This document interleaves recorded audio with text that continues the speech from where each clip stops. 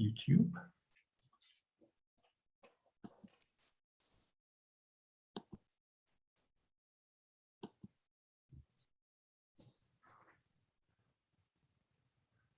Sorry, I will also start recording here, lest I forget.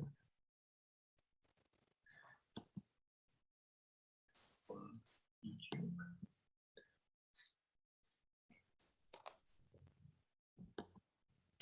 Ton, would you like to do the honors? Yes. Hi, everyone. Welcome to Sephardic World. We bring you weekly meetings about Sephardic history and genealogy. And as always, we are grateful to our patrons who make all of this possible. Today, we have with us Valerie McGuire, and she is a lecturer of Italian Studies and Comparative Literature at the University of St. Andrews, Scotland. She recently wrote a book, Empire and Nation, and that's partly about the subject that she will talk about tonight, which is Italian colonization of Rhodes and other islands from 1911 up until the Second World War. And it promises to be very interesting and insightful. And I welcome Valerie, and I welcome our viewers on Zoom and on Facebook. Thank you for coming, and I now give the word to Valerie McGuire. Okay, thank you, Tone, and thank you to Sephardic Genealogy for inviting me to speak about my research.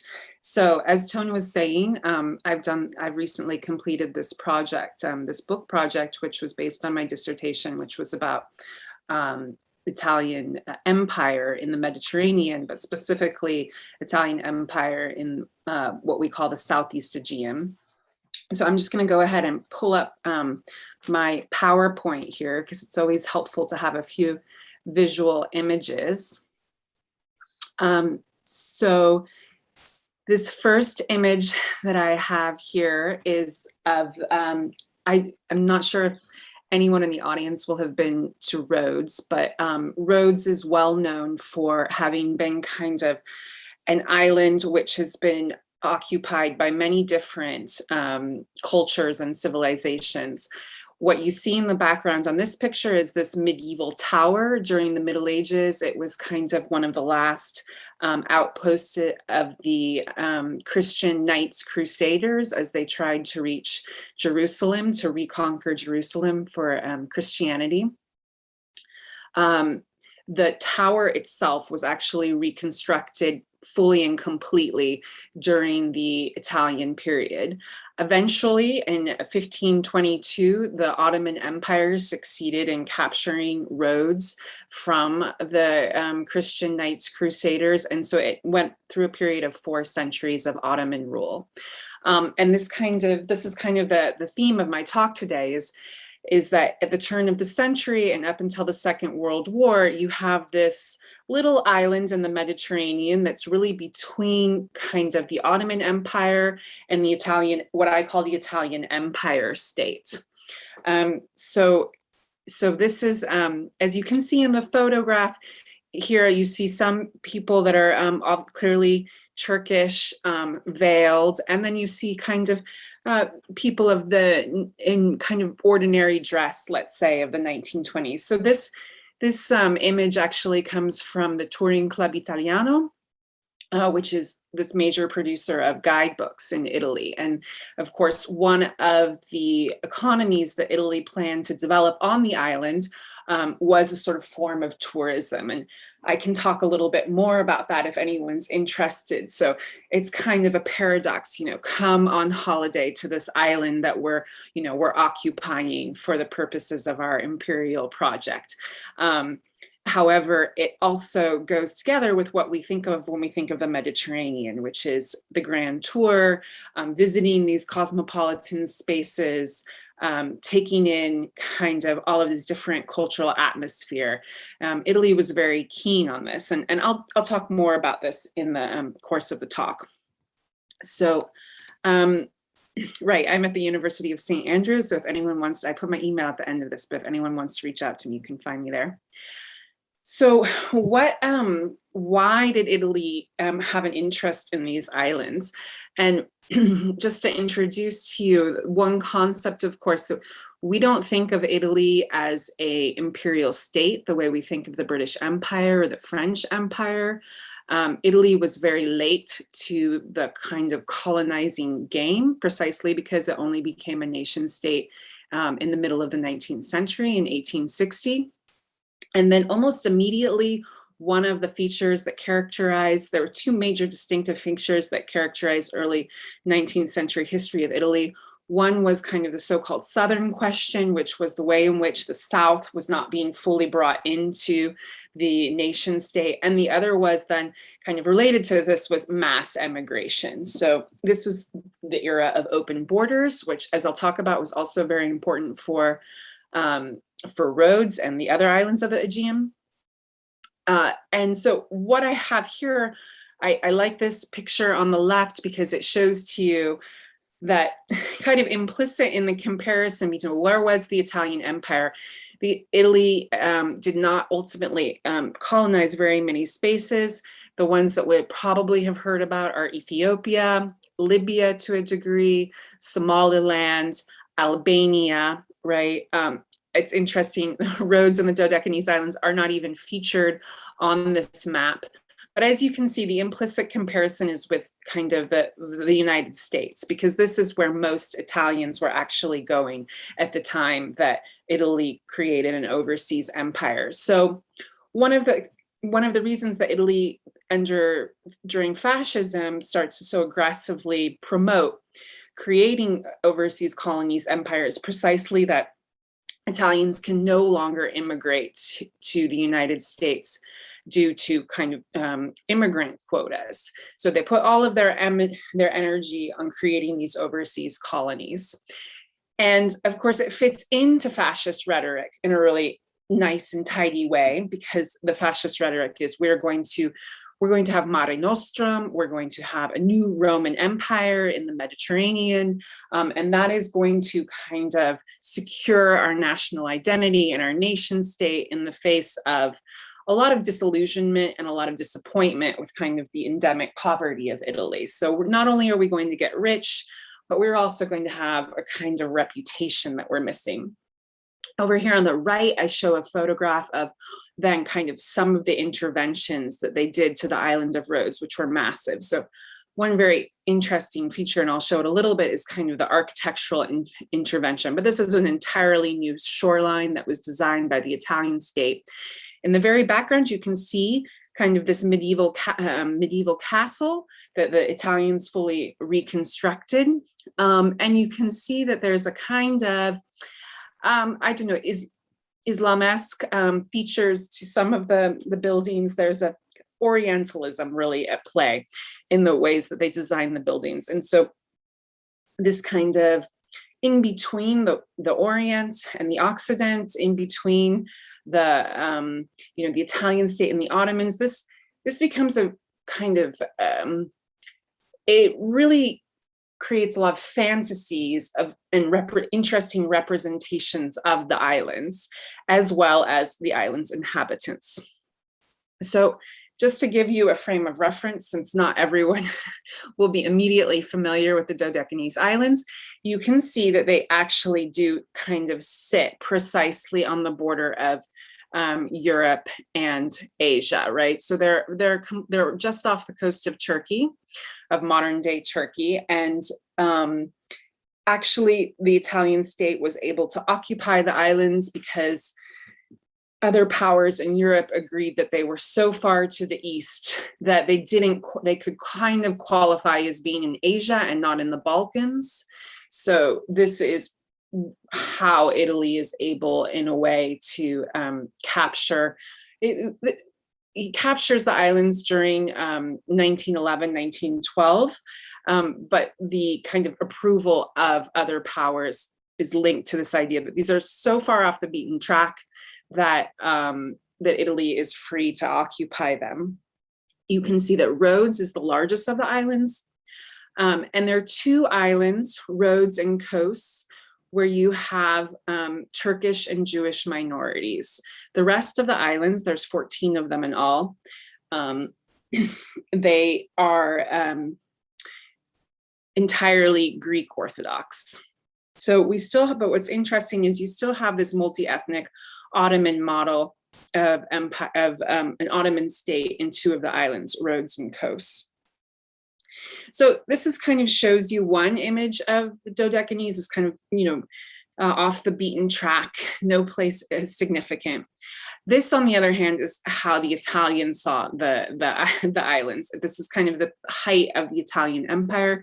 You can see that Rhodes is imagined as at the center of all kinds of very, very important links from southern Italy to the Middle East. So Rhodes is, direct connection to Egypt, to Libya, to Malta, to Sicily, right? And also to Turkey as well. So Turkey, this idea of how important Rhodes was for thinking if Italy was going to achieve a new Mediterranean, a new Roman Empire, Rhodes was going to be the central pivot that allowed Italy to have a strong empire state in the Mediterranean.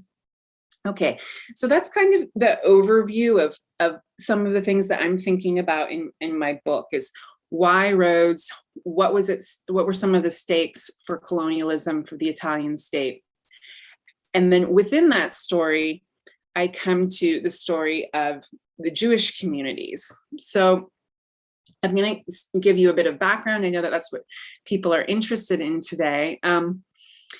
This you can see, just to give you an explanation of the slide, is a monument that was constructed by the Jewish community in 1912, or it's written as dated as 1913. And it is in homage to the general Giovanni Amelio, who was the first general to land on the islands and sort of, it depends on how you look at it, whether he liberated the islands from the Ottoman Turks or whether he brought in a new era of colonial rule by the Italian state. But this is you can find this monument if you visit Rhodes and you go to the Jewish quarter, you will stumble upon this monument. And it's really a testament to the fact that after the Italian state arrived, there was immediately kind of positive relations between the Jewish community and the Italian state. Now, it gets obviously more complex as the Italian state then eventually turns fascist, and then obviously with the the Axis alliance and the alliance with Nazi Germany, the story winds up a little bit differently. But it's interesting to note that that this was initially the kind of reaction that the community had. The reason. Now, thinking about where is the Jewish community in this story, we also have to think about what's going on in Rhodes in 1900. So I mentioned a bit about how part of Italy's drive for an empire was in order to deal with the flow of emigration. So enormous amount of the Italian population immigrated to North and South America between the unification and then the ending of the era of open borders in 1923. Similarly, you have a massive Rhodesley diaspora. So by 1900, the population has already been halved its original size, which was at one point almost 5,000 persons. I want to back up and give just a bit of early modern history too, which people may already be familiar with. Of course, the Jewish community of Rhodes, there is originally a Jewish community in Rhodes since Antiquity, going back to the 5th century BC. But then in addition, there is a further, of course, wave of migration from when the expulsion of Jews from North Africa, from Spain, which then leads to all of the Jews going to North Africa and the rest of the Ottoman Empire. So some of them come as far as Rhodes, as I mentioned, which at that time in the 16th century is under Ottoman rule. And so this is how you get Ladino, the Sephardic Spanish language is present in the islands. So this is kind of the early modern history. There's a very vibrant community, but everyone is immigrating by 1900. So some of the places that they migrate to, of course, are Los Angeles, Seattle, Washington, but also very common Rhodesia or Zimbabwe, a huge community there, which was involved in the mining sector.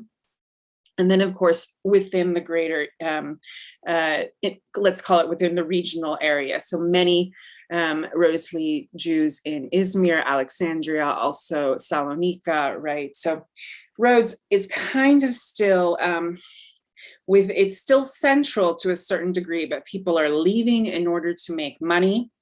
I have on this picture, the picture is a little bit of a, what it is of course a kind of wedding dance between that shows Greek Orthodox and traditional Greek Orthodox dress, but you can see that some of the men, these hats, seem to be Italian, that are participating in the wedding dance.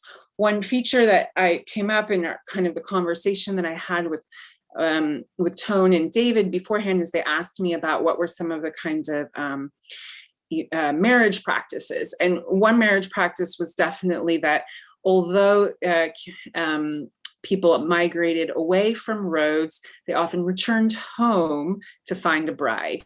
And this was called a so-called bride bazaar, which is sort of what's being done in this photograph here, this ritual of picking a partner that you will then that will be, there's an expression in Italian that, you should marry your own kind. And this was one of the practices that come in. Of course, there was endogamy, which is marriage between cousins. So there is a way in which if you're doing genealogical research on the topic, you may be able to kind of reconstruct some of these kinship ties that even while people are highly mobile and moving to different parts of the Mediterranean, there is still a kind of link to Rhodes. So this is part of the reason why I believe that then the Jewish community is very eager to welcome the Italian state in 1912, precisely because they believe that this will improve their situation. And it does, to a certain extent, improve their situation and allow people to return back to Rhodes and not to kind of to revive the community, since much of the community has been lost to emigration. And actually, there's a big symmetry here, since, as I described, this is precisely what Italy is thinking about in terms of these islands. How can we create a state in the Mediterranean, of a wealthy state that supports our Italian citizens so that they don't have to emigrate? So what kind of documentation is available for doing research on this? So when I started my research, what there was the General State Archives of Greece in Rhodes, which contains all of the administrative documents of the Italian state for their 30-year period on the islands. It was interesting because then, of course, after my dissertation, they, quote, discovered another archive. It's very difficult to discover an archive because, as you can imagine, there are many, many documents. It's not something that you can sort of Indiana Jones style, dig up. You have to be aware that it exists, but no one has decided necessarily that they're interested in what these documents contain.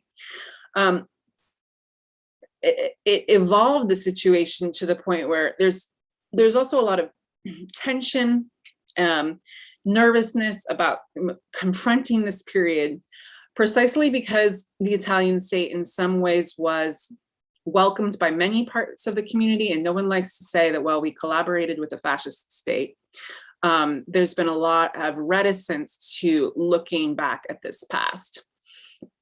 The Carabinieri archive, so what it was is a special surveillance archive that was kind of separate from the administrative archive.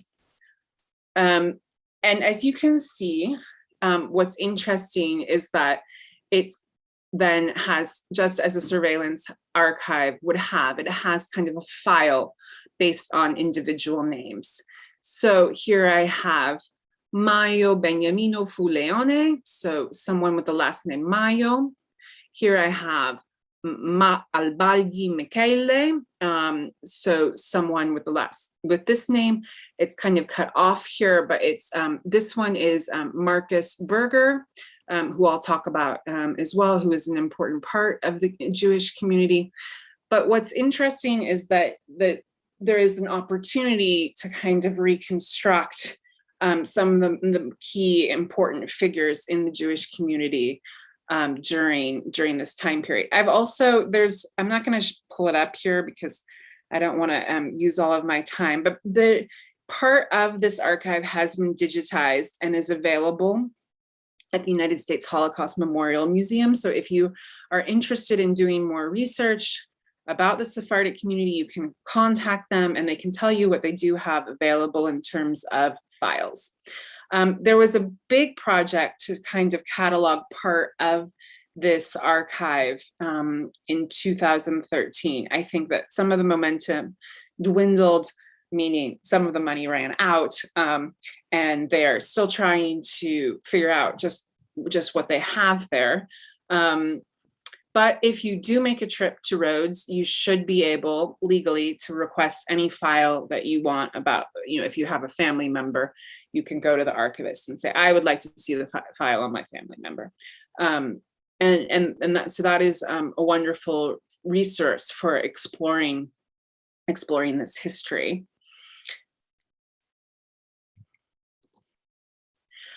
So what is the overall timeline that we're looking here? So in 1912, Italy captures Rhodes and the other Aegean islands. It's initially during the conquest of Libya, which is obviously going to be the much more well-known and important colony of Italy. What happens is that the war is dragging on, and the Italian state wants to force the Ottoman Empire to capitulate to a peace treaty. So they take these islands, which, as I showed you, are kind of in the strategic corridor, knowing that once they occupy these islands, the Ottoman state won't have much of a way to pass from Turkey, from Istanbul to sail to Libya to support the war. So it's also kind of blocks the trafficking of arms. They do succeed in getting a treaty of peace, a temporary one with the Ottoman state based on that. But the theory is that it's just going to be a temporary occupation. What happens is then, of course, that Italy enters World War I in 1915. It's a little known footnote, but actually a kind of full permanent sovereignty of the islands is part of the reason that Italy enters into the war. Of course, Italy is also hoping to get territories in the Balkans, Croatia, much more famous in this history is that part of it. But there is also this kind of promise, the secret Treaty of London that Italy signs with the French and British states, that if I enter into the war on your side, as opposed to the German side, Italy is traditionally allied with the Germans. We will also grant you these little territories in the Aegean. And immediately, once it's kind of there, Italy starts moving to secure a kind of a permanent colony there. And one of the main things they do is there's this whole there's this French colonial school system, the Alliance Française, They replace all of the French missionary and teachers, and they start hiring Italian ones. And there's immediately a program to start disseminating Italian language. Now, the Jewish community is one of the first communities to sign up for taking Italian lessons, as is the Turkish community. Obviously, the strongest resistance to Italian state will remain the Greek community for the entirety of the whole story. In 1923, then, we know what happens is that there's the end of World War I, the collapse of the Ottoman Empire, the creation of the nation state of Turkey. I'm going to say more about this in a second. And there's the annexation of the islands to Italy. Fast forward, by 1938, the other major event is the deployment of the anti-Semitic racial laws. And at this point, 500 persons are, at least 500, are sentenced to expulsion. They have to leave the islands because they weren't actually native of the islands. They immigrate there after 1919, and under that criteria, they're forced to leave. Of course, many more leave at this time, which paradoxically, of course, saves them from what will happen in 1944, which is one of the last deportations of the Holocaust, with the last remaining 1,800 persons deported during the Nazi occupation of the islands. Just as a small footnote, though, the story doesn't quite end there. I also have put down here 1992 as an important date, which I'll talk about, which is Italy changes its citizenship law to make it possible. It's not really for the Rhodes diaspora, it's for Italian immigrants who to be able, by third generation descent, to be able to claim Italian citizenship, even if their parents lost it at some point. But this actually enables part of a few members of the Rhodes diaspora to acquire Italian citizenship. And I'll say more about that later, but this is kind of a quick overview. Also, just to talk about Ottoman collapse and partitioning, we know that following the First World War, there's the Greco-Turkish War. Italy moves very quickly during the Greco-Turkish War also to invade part of Turkey, hoping to secure even part of Turkey for the Italian state. They really, really hang out. They really do help help along the Turks in a lot of ways, because they're kind of, they make a lot of secret treaties, and they do not help the Greeks, that even if they say that that's what they're doing. And then you can see here that this is, of course, one of the discussions, what would happen to the Ottoman Empire and the partitioning of the Ottoman Empire among different European empire states. If you look over here, they've already kind of guaranteed, the green is the Italian part, they've already guaranteed that these islands will belong to Italy. What's interesting then here is that, of course, this is not what they partition the empire, the nation state of Turkey is formed. One of the major events of the 1923 Second Treaty of Lausanne is actually this population exchange between Greek and Turkish minority communities. So all of the Greek-speaking communities in Turkey have to migrate to Greece. These are the so-called Pontic Greeks, and the Turkish minority, with the exception of Thrace, right, has to migrate to Turkey. So there's this refugee crisis, and then the attempt to have a population exchange in the kind of Aegean region. And so that's the kind of making of the Aegean region as we know it today, with Greece and Turkey. And of course, there's the important story of the burning of Smyrna, of Izmir.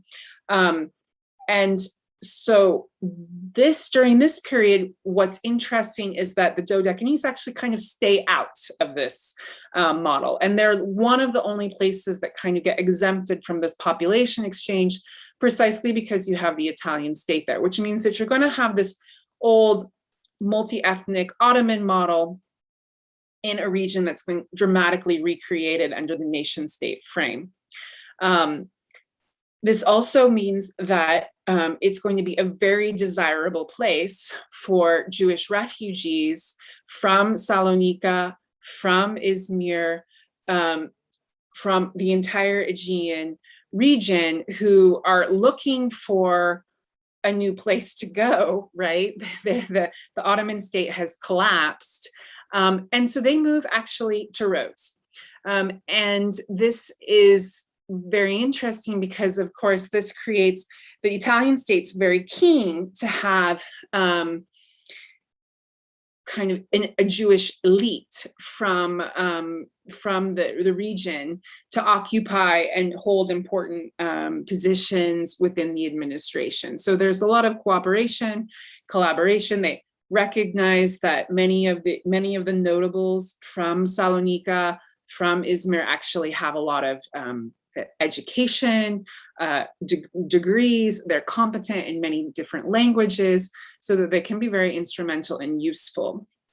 Kind of following up on this is that in the 1926, Italy establishes what it calls Italian Aegean citizenship, which is a very unusual form of citizenship. It's not actually Italian citizenship per se, but it does offer, it's really developed as a placeholder to make sure that you can call all of one of the things that they're worried about is that, of course, all of these Greek nationals that are living in the islands, they may live in the islands but hold Greek national identity. They need another national identity that can prevent it from being called a kind of Greek space. But then they also formulate this form of citizenship, which is a form of belonging to the Italian Empire state without fully being an Italian either. So this ambivalence is something which I'm really interested in. Also, I'm interested in what is the legacy of it. So then they embark at this point, they kind of embark on a very aggressive urban renovation program, also a very aggressive administration program. So you can see here that, of course, what they're imagining is a new Venetian empire in the Mediterranean. So not just Rome, but Venice. So down here on the bottom, I have, of course, the Doge's Palace in Venice, which I'm sure many people have visited and are familiar with. And on the top, I have what's the Palazzo del Governo, the governor's palace that was built in Rhodes in 1927 to house the Italian governor. So as you can see, there's quite clear and striking resemblances between the two. In particular, they also put the governor's palace of Rhodes right there on the shoreline so that it looks very similar to Venice in the approach. Why do they do this? They grow the minority communities. So one way that they grow the minority communities is by allowing all of the refugees of Ottoman collapse, especially Jewish ones, to acquire this Italian Aegean citizenship. So in theory, you're supposed to have some sort of connection to the islands, own property, have a distant cousin. In practice, the Italian state ignores, you can falsify this. And as long as you sort of show that you're, pro-Italian, which at this time also means being pro-Mussolini, because we're talking about the 1920s, they will issue you a form of Italian Aegean citizenship. And this actually, in this process, this causes the community to get up to almost 5,000 people. So returning to a pre-1900 population out on the islands. As I mentioned, the population had been halved due to emigration, and now we're back up to really strong numbers. So the Turkish and Jewish minority communities together, they're almost 1/4 of the population. And of course, one theory as to why they grow the minority communities is this kind of a divide and conquer. They know that if there are these minority communities there, then the Greek ethnic majority doesn't have as kind of the validity of their claim on the island is less. They take the old Ottoman millet system, if you're familiar with it, which was there's a kind of autonomy among the different religious communities to organize themselves in terms of civil and juridical, civil and legal administration. So if you wanted to get married, you still got married within your Jewish community or within your Turkish community. There was a kind of level of oversight by the Italian state, but they try to kind of have these two systems working together in parallel.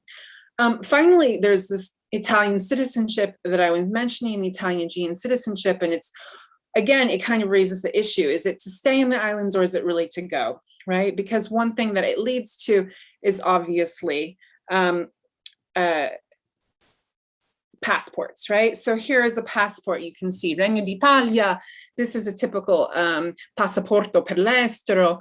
You can, with your Italian Aegean citizenship, if you like, you can, again, you can immigrate, but there's also this idea that you can go and come back, right? They're going to encourage people to, spend part of the year in Belgian Congo and then come home, and to maintain ties, and because Italy is a strong believer that emigration can produce wealth.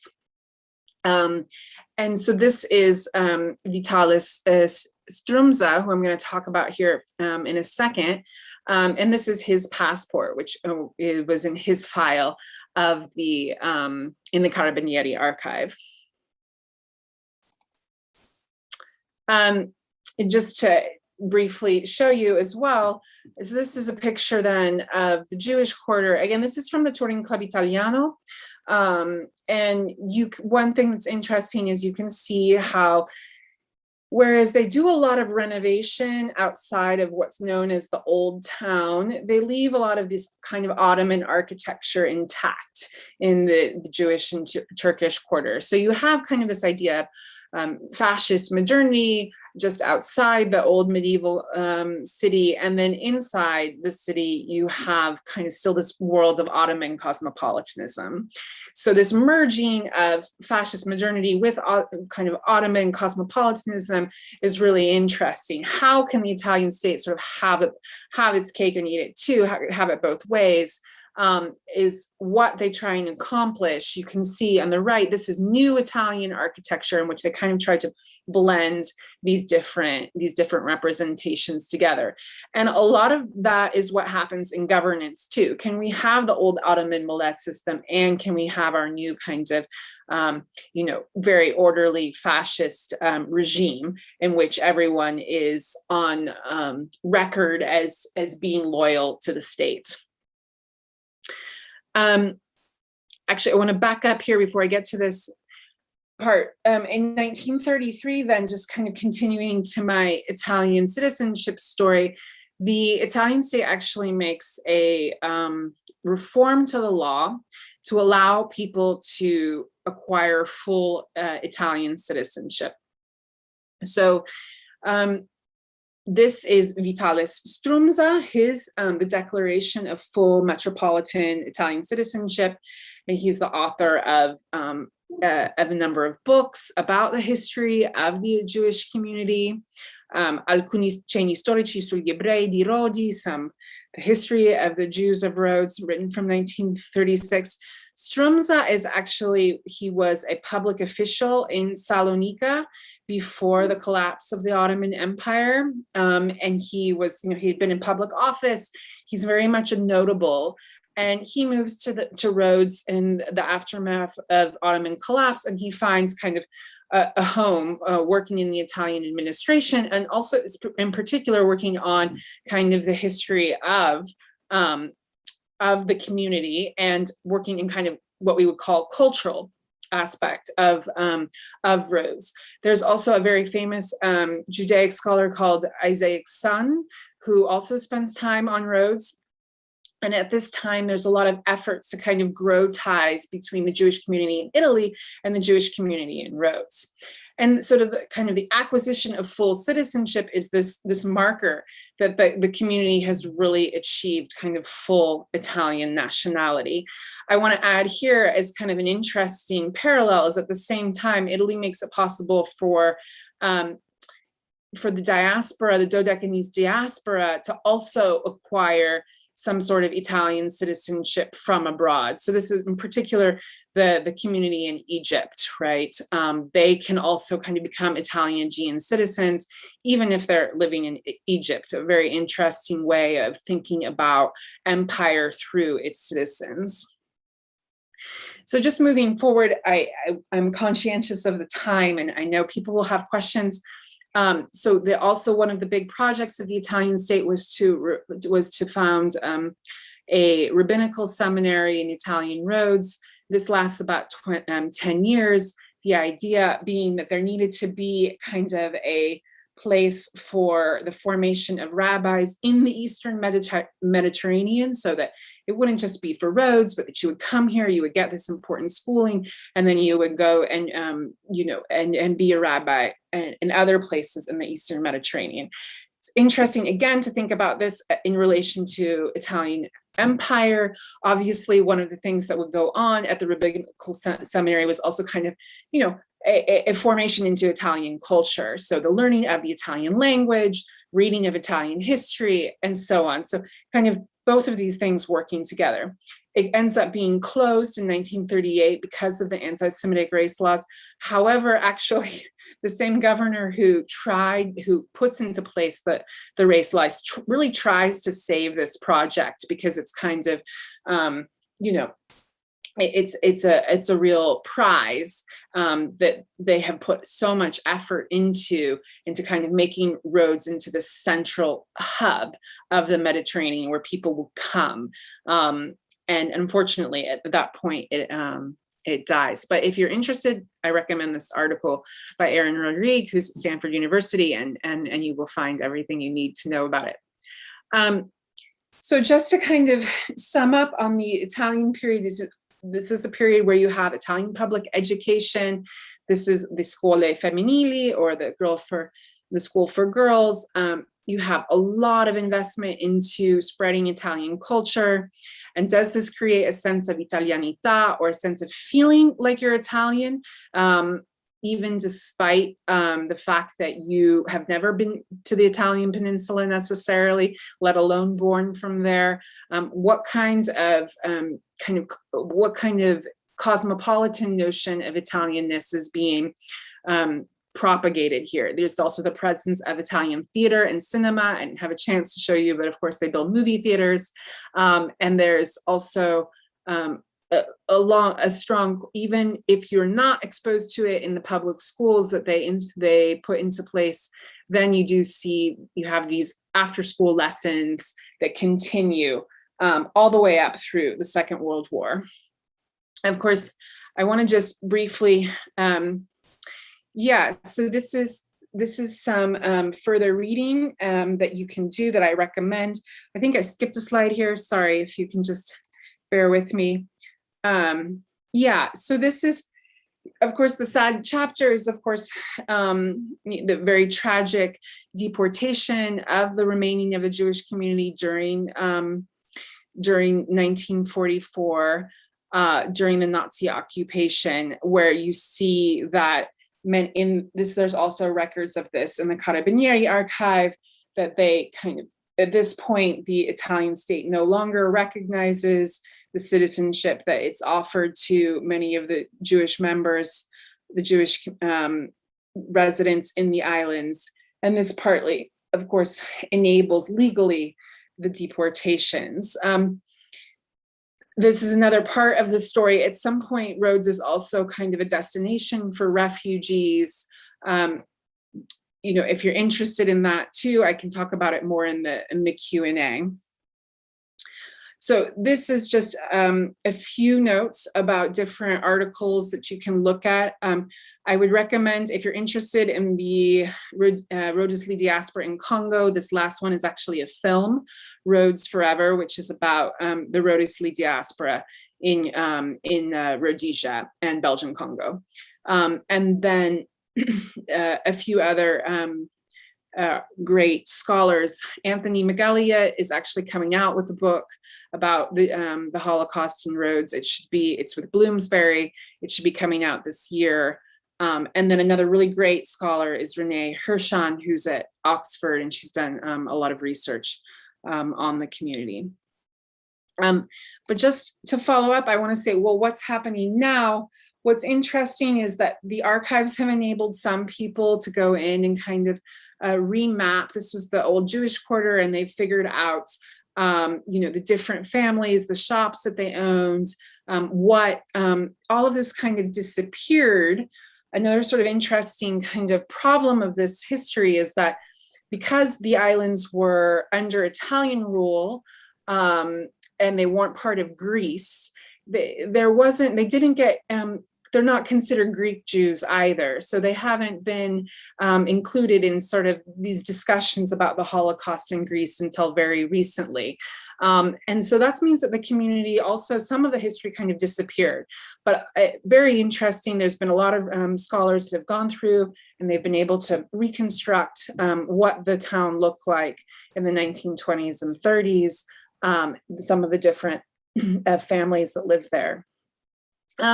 So what about the Rhodesley community today? You have this worldwide diaspora, which of course, interestingly, kind of saves the community because there's not very many of them on the island during the deportation. You do have an annual reunion every year, which happens on July 22nd, which is the date of the deportations. But I think one of the interesting questions to me is also, how do we think about this? Are they Italian? Are they Greek? Are they Turkish? Kind of the ambivalence of identity is really interesting. And we also have a fair amount of kind of this acquiring of Italian citizenship. I've been working through these different networks, trying to find people, but quite a few people have been able to, specifically, it's those Rhodesleys who migrated from the islands to East Africa to another colonial state, such as Rhodesia, who, following the Second World War, maintained their Italian citizenship. The Italian consulate continued to recognize them as Italian citizens. And these people today have Italian citizenship. They've acquired it through their parents and by maintaining the relationship with the Italian embassy. And some of them have actually been able to reacquire it, even if their father, for example, gave up their Italian citizenship during nationalization when Rhodesia became Zimbabwe. So how, they don't necessarily live in Italy, they don't necessarily speak the Italian language, but they have Italian citizenship via this very, very interesting and little known history. So that is where I think I'm out of time. So that is it for today. I do want to just say that if anyone's interested in more of this history, you can find my book. It's on Amazon. And it's called Italy's Sea. And I look forward to anyone who wants to reach out and ask me a question over email. Thank you. Thank you very much. That was absolutely superb. Can I just first of all quickly comment on, because you were talking about Italian Aegean citizenship. There's also a category of British citizenship, a British overseas citizen, which I probably sort of fits the same role, may even have been the model. Can I ask about you were talking about at the very end of identity. My understanding, and it might be a wrong understanding, but of all the communities in the Ottoman Empire, the Jews were fairly pro Ottoman, perhaps because they didn't have any sort of aspirant state at that point to go to. So you're suggesting, though, that when the Italians invaded, the Jews sort of immediately went over to the Italian side. Is that right, or is it more complex? Well, I think it has to be placed into the context of how the Italian arrival was generally viewed. It was viewed positively by the Greek community as well. Mm-hmm. And there was kind of a very specific context there, which is that the Young Turks had sort of instituted a lot of taxation starting in 1908, and it was kind of more authoritarian rule, whereas these islands had for centuries been known as what was called the privileged islands. It was part of, it's really complex to get into it, but basically they were exempt from Ottoman taxation. So then in 1908, they were starting to be forced to pay taxes and be sort of brought into kind of Turkish nationalism. So it was in this context that then when the Italians came, it was like, okay, now we're going to be liberated from Ottoman rule. And one of the kind of legends is that actually some of the Greeks even fought alongside the Italian army. Obviously, the Greek-Turkish thing is very different, but just to say that it needs to also be looked at in those terms. And I think, the exemption from taxation is no small thing. Yeah. Yeah. Thank you. Tom?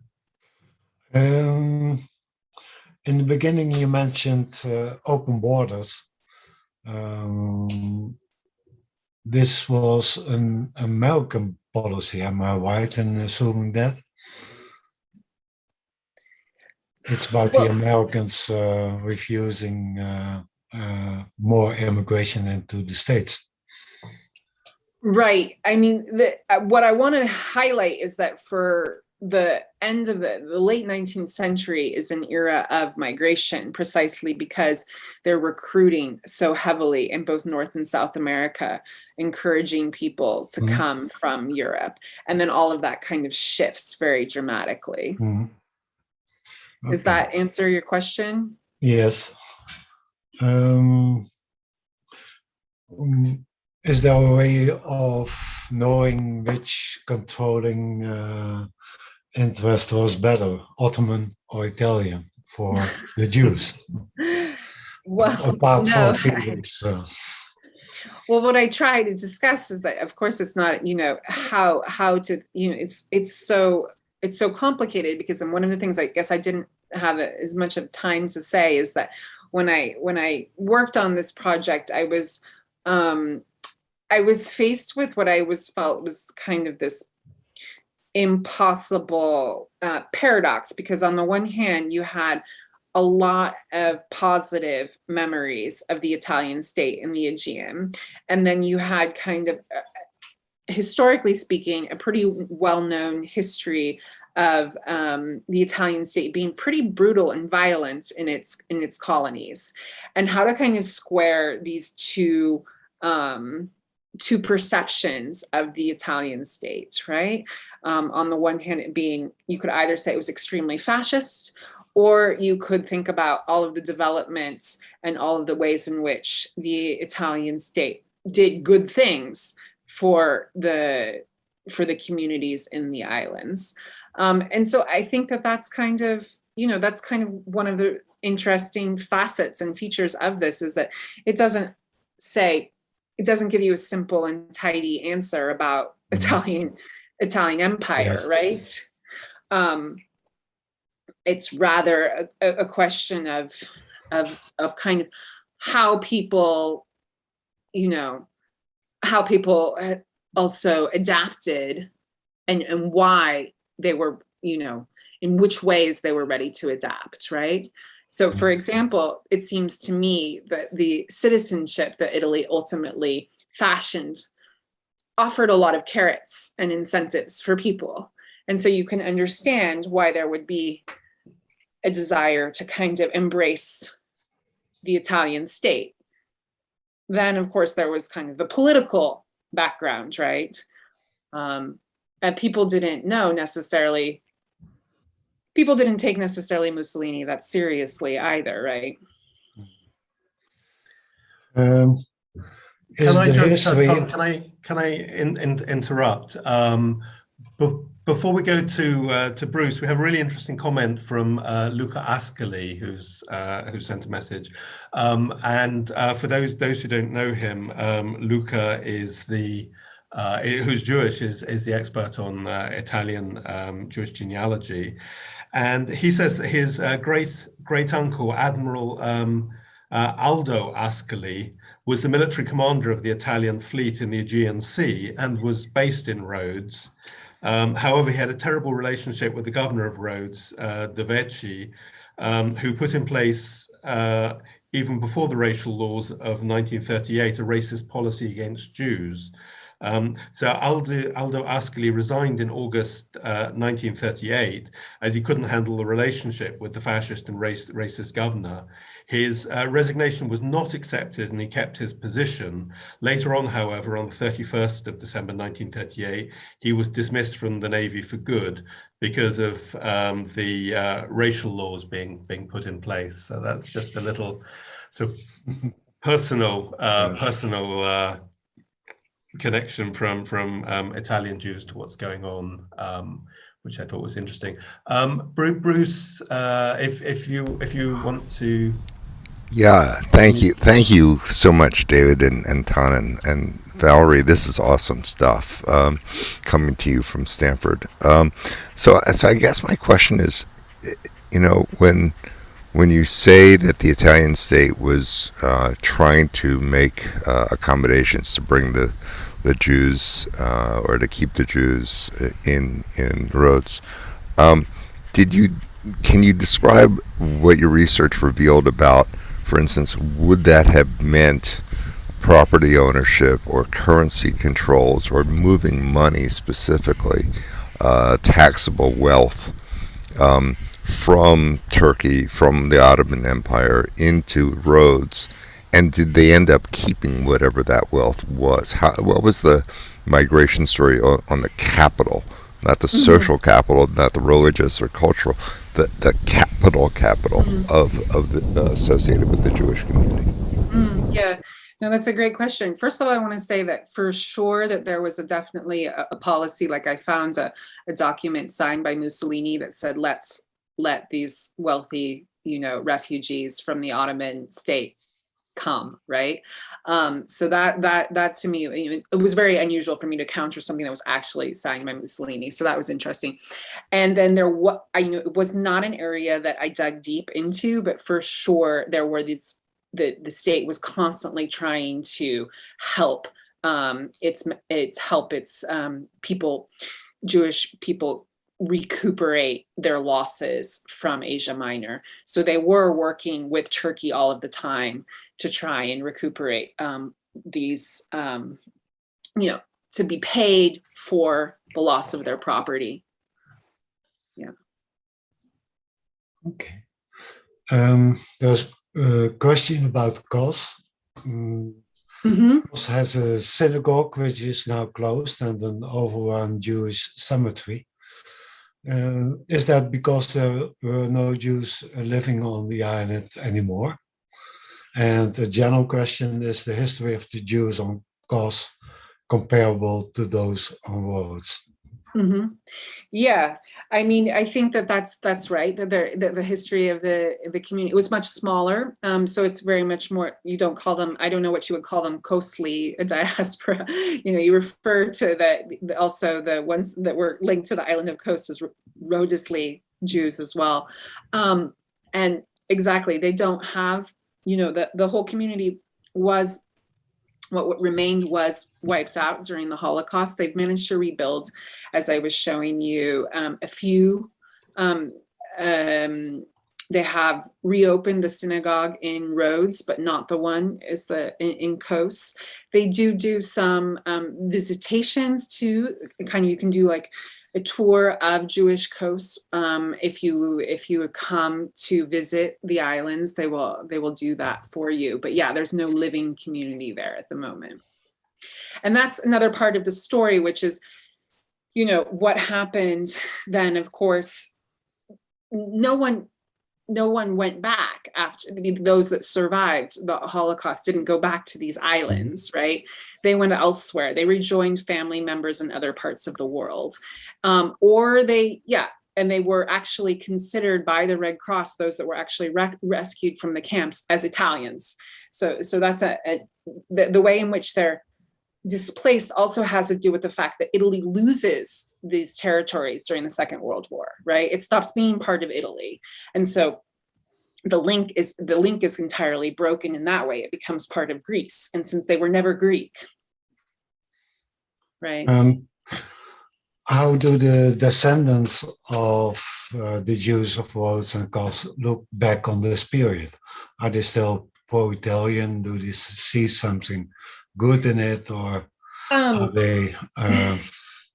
Yeah, it's a very sensitive question, is what I will say. I mean, I think that they tend to be very positive about the Italian state because they remember many good things. They remember, for example, the joy. One of the things that I've had encountered with people that grew up there is they remember the joy of the Italian schools. This isn't just true of Jewish members, but almost everyone I talked to who went to Italian school really embraced that experience and loved learning the Italian language. And they loved having kind of this big public structure and the Italian teachers. So there is actually there is a whole kind of cottage industry of memoirs and about that. And it tends to be very, very positive. The Italian period, you can also find that if you go to the Rhodes Jewish community, the museum there, they will also talk about this issue that they tend to kind of view it as a kind of golden era. Of course, it's also clearly a golden era if it's kind of the last stage of that history, right? If the community had been there since Antiquity and then afterwards they're kind of both, destroyed and displaced, the Italians represent kind of this last chapter in their memory. So it's also about how memory works, I think. As an aside, Ali Erkensoy mentions that the White Bazaar still happens, but in the form of immigrant Greeks returning to the Turkish island of Imbros to find the bride. They come from all over the world. Yeah, no, I mean, obviously it's interesting because it's a very traditional society among all of the different communities there. I think too, I want to say that there was a question about escaping to Turkey. I believe that there was someone who is interested, couldn't they simply escape to Turkey, which was very close geographically? Indeed, that happened for many people. That's exactly what they did. So especially in a way that what happens in 1938 is that all of these refugees of Ottoman collapse are kind of, they either leave if they're wealthy enough, they leave for the United States, or they go back to Turkey. And I haven't really touched on it in this talk, but there was also a lot of repression and reprisals against the Turkish community at this time. So the Turks are actually forced to leave the islands of Rhodes and Kos during the same kinds of time period of the late 1930s. And they have, in the kind of post-war treaties, the Turks are considered a protected minority in Rhodes and Kos. In practice, there isn't any Turkish taught in schools. The Turks are very invisible. They have, they might have property there, but they actually live in Turkey. So it's the kind of transition to that being Greek islands is much more contested than anyone likes necessarily to acknowledge. When did Greece take control of these islands? Obviously after World War II, but 1947. So there's a period between 1945 and 1947 where the British Empire controls the islands. And actually, there's a book written, speaking of famous generals, there's Lawrence Durrell was actually stationed on the islands, and he's written a memoir about his period it's called Reflections on a Marine Venus. And so he's written about his 18-month period stationed on Rhodes. The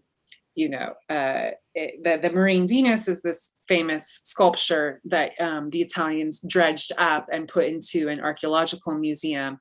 And so he has, it's a good teaser and introduction to the beauty of Rhodes and also to the complexity of this history. Yeah. Were any of the Jews of Rhodes or Kos saved by the locals during the war?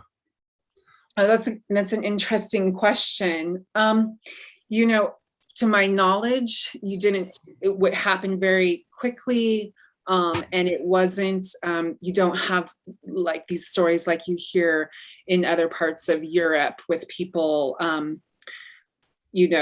waiting and hiding. I think that there was, this is another part of the story which is very, very complex, which is that, as much as there's these positive memories of the Italian state was actually did kind of support the Nazis in that moment by, they provided them with kind of a census, right? They had done all of this work throughout their rule there to kind of, know everyone on the island. So they basically handed them, a kind of list of people. And what is interesting is when survivors remember this, they say, people say, oh, they rounded them up or used language like this. And no, they didn't. We went willingly, right? We went to the school. We did as we were, as we were told. So I think that partly that it was very much the very end of the war. People didn't believe that it would happen, a similar story to the ones we hear. On YouTube, we have a couple of comments that the Turkish consul saved some Jews and was named a righteous Gentile. Forgive me if I slaughter his name. Selahattin Ulkiomen. Apologies if that was mispronounced. Yes, so that's another, the citizenship is interesting because while Italy refused to acknowledge the Italian citizenship of these, had kind of stripped their citizenship at one point, as I was describing, of course, those that managed to maintain their Turkish nationality, succeeded in being, exempted and escaping this fate.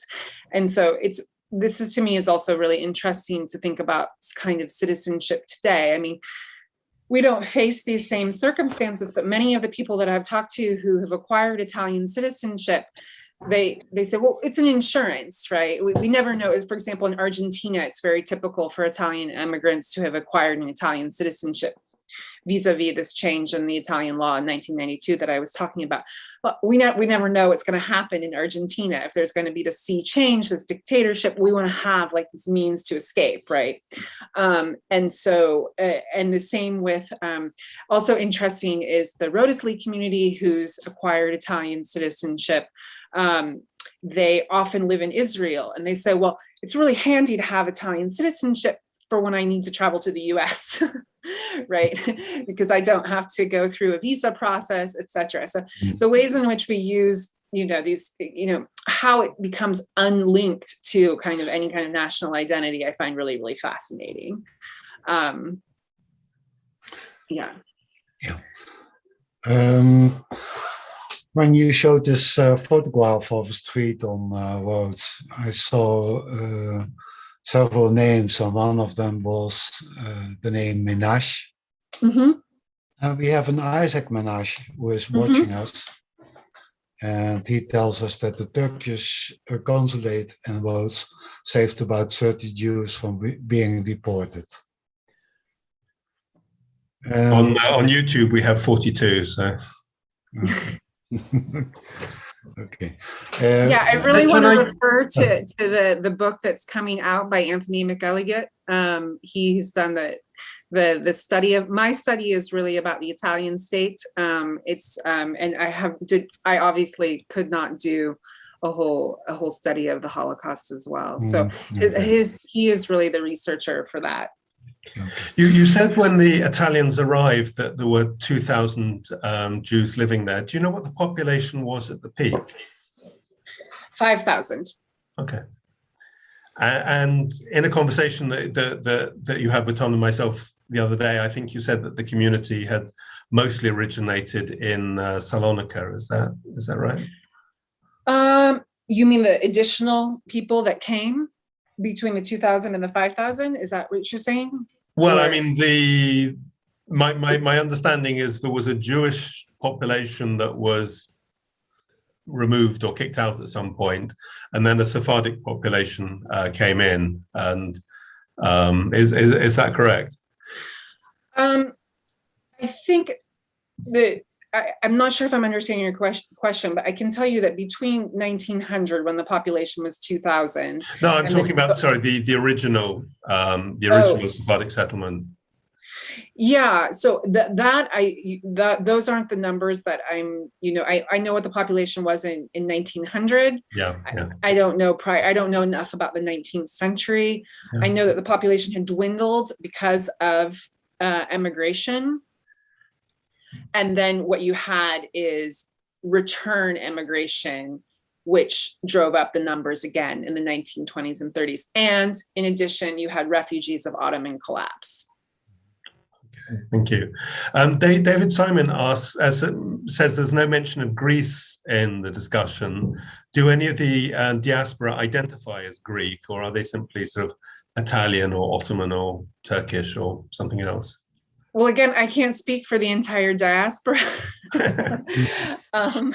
so I wouldn't know. But generally, my impression is no, that there's not much Greek about these islands until, of course, a Greek person might disagree, but the kind of Greekness, Greek nation state really happens in the post-war period, up until, because they are still under Ottoman rule in the 20th century. And that happens because basically when the Greek national revolution occurs in 1821, there's people that participate, Greeks, patriots that participate in the Greek Revolution, but the will to belong to part of Greece is not so strong when you consider how far it is. The Greeks actually, at some point, they want the island of Evia, if you're familiar with Evia, which is a much larger island and it's much closer to Athens, right? So they take Evia and they kind of let the Ottomans keep the Aegean islands. But 100 more years pass, more or less, in which you have this kind of situation where they stay under Ottoman rule, but without Ottoman taxation, right? And this also happens, for example, in islands such as Samos, where then you have these little attempts to have kind of free island states, right? We're gonna be completely free from any nation state, and I think that's kind of one of the hopes that the Greeks nourish in the Dodecanese, and so that is part of the reason that they're not really part of Greece until much later. They're kind of weak-willed in terms of Greek nationalism. Yeah. Bernard asks about the role of the Rhodesley Jews in African colonization. You were talking about mining in Rhodesia, Zimbabwe, and presumably, I don't know what they were doing in the Belgian Congo. Maybe it was mining or rubber or some such. Can you talk about that? Yeah, I can tell you that there's just a very large community there, and they do go there to be involved in these different, they are part of these other colonial projects, other European colonial projects. And so what I also find interesting there is that seems to be part of the reason why they're continued to be regarded as Italian in the post-war period, because because they're obviously not natives. They're not part of the native population, the kind of Africa. So they have this European status vis-a-vis their Italian nationality in these states. I don't, in terms of what sort of economic sectors, mining is the biggest one, and I can add on to this that then, of course, one of the things that also happens during the Italian period is that they encourage their Italian Aegean subjects to acquire Italian nationality if they're planning to go to other colonies. So you also have, of course, Jewish communities in East Africa, right, in Ethiopia.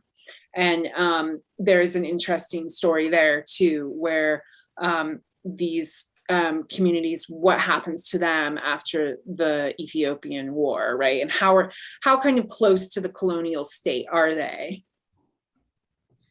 You mentioned the community in Alexandria.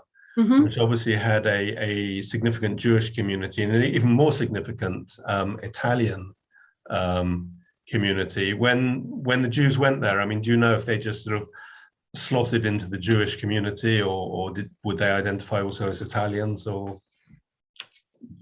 can you say anything about the community? You know, I don't know. My best kind of way of answering this question is, I don't know if you've read the memoir by Andre Aciman, Out of Egypt. No. So it's this great Andre Aciman. He's famous because he's also written the novel Call Me by Your Name, which is so popular now. But anyway, he comes from one of these families, and at the beginning of the memoir, he talks about he has this very very colorful uncle named Uncle Vili, which they say Vigliacco, like, and he's kind of a similar in Italian. Anyway, he manages to dig up this certificate of Italian diplomatic protection from the Ottoman Empire, and poof, makes the whole family Italian. So I actually teach the memoir sometimes because I think it's a great example of kind of how the kind of in the Ottoman era, what nationality looked like, right? I mean, it was so the situation in Egypt is very complex because everyone is going to their diplomatic council, whether it's French or Italian, right, or British, to claim some sort of nationality, but they're not necessarily citizens of that state. They enjoy diplomatic protection. It's slightly different than being a citizen, as we know. The two systems are kind of, at some moment, exist side by side. So I think, to answer your question, I don't think they feel too Italian. No. Okay. It's certainly not Italian in the way that you or I would think about feeling like you're from Genoa and you eat certain things on Sunday, right? If we were then looking for these records in Italian archives, would they then be in the consular archives, or would they be in the I don't know what they'll call it, Ministry of the Interior archives? Do you know? I mean, the archival sources, of course, are infinite. That's one of the problems with doing archival work is, you never quite finish. There's always another bit to find. I do have a colleague who's worked on the Italian community in Egypt. And he found in some of I believe it was consular archives, information, for example, about the kind of the people from the Dodecanese that were in Egypt. So consular archives, it really depends. But consular archives can reveal that kind of stuff. What I would say to answer this question is the best kind of research is obviously when you go to these places, like, for example, what you will find in Rome on this whole history is much more, it's much more dry. You won't reveal to you kind of like how ordinary people were experiencing this. It's diplomatic documents. And so it's really in more local archives where you can find success, I think, in reconstructing these histories. Thank you. We have a comment from Ali, I'm not sure about what, but that people were tax evading. So. Right, exactly. So that's it was advantageous to be just kind of a subject, right, as opposed to a citizen of a nation state. And this was the Ottoman capitulations, which were these series of agreements between the Ottoman Empire and Europeans that exempted them from Ottoman taxation, right?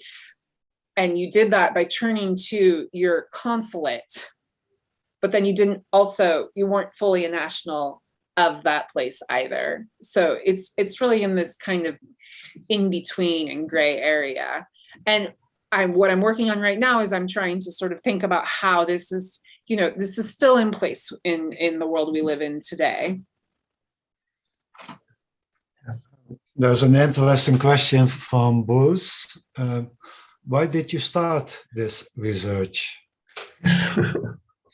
Yeah, great question. I mean, I started this research because I was interested. I mean, I went to graduate school for a PhD in Italian, and I was interested in Italian colonialism and Italian fascism.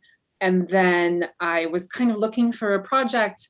I was a huge, Grecophile. I was also in love with Greece. So when I found out about this little history, I thought, oh, this is interesting to me. So it was the other part of it was it's just kind of a big rethinking of the Italian Empire states. As I was saying at kind of the beginning of my paper, that initially the Italian Empire state was not taken seriously at all. If you're familiar, for example, with the film Mediterraneo, or if you're familiar with Captain Corelli's Mandolin, I mean, Italy is always considered kind of an unimportant empire state. And so I was really working on trying to, that was sort of the little field that I was entering into, is let's rethink this. Why was it? First of all, why don't we take it seriously? And of course, what was its impact on Italian history and culture? How did it come about? How do we think about it today? And it's kind of been forgotten, let's say. I mean, and like obviously people remember the